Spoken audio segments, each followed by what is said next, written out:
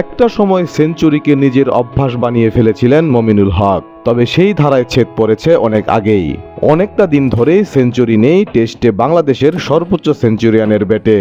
সবশেষ টেস্টে শতক পেয়েছিলেন 2023 সালে আফগানিস্তানের বিপক্ষে টেস্টে, আর 15 মাস পর এবার পেলেন আরেক সেঞ্চুরি।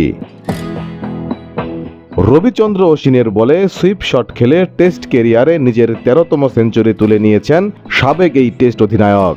দেশের বাইরে এটি তার মাত্র দ্বিতীয় সেঞ্চুরি। এর আগে নিজের 11তম সেঞ্চুরি পেয়েছিলেন শ্রীলঙ্কার বিপক্ষে 2021 সালে ক্যান্ডি টেস্টে।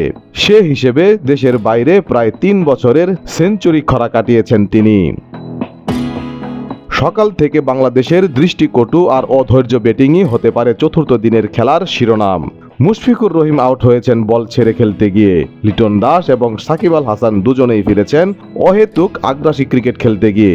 দুজনেই ডাউন দ্য উইকেটে বড় শট খেলতে গিয়ে ক্যাচ দিয়ে ফিরেছেন। এরপর মিরাজকে নিয়ে জুটি করেন মুমিনুল। 93 এবং 96 রানে দুবারই জীবন পেয়েছেন।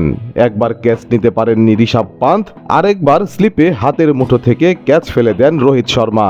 বাকি ব্যাটসম্যানরা আসা যাওয়ার মধ্যে থাকলেও এক প্রান্ত আগলে রেখে সেঞ্চুরি তুলে নিয়েছেন মুমিনুল হক।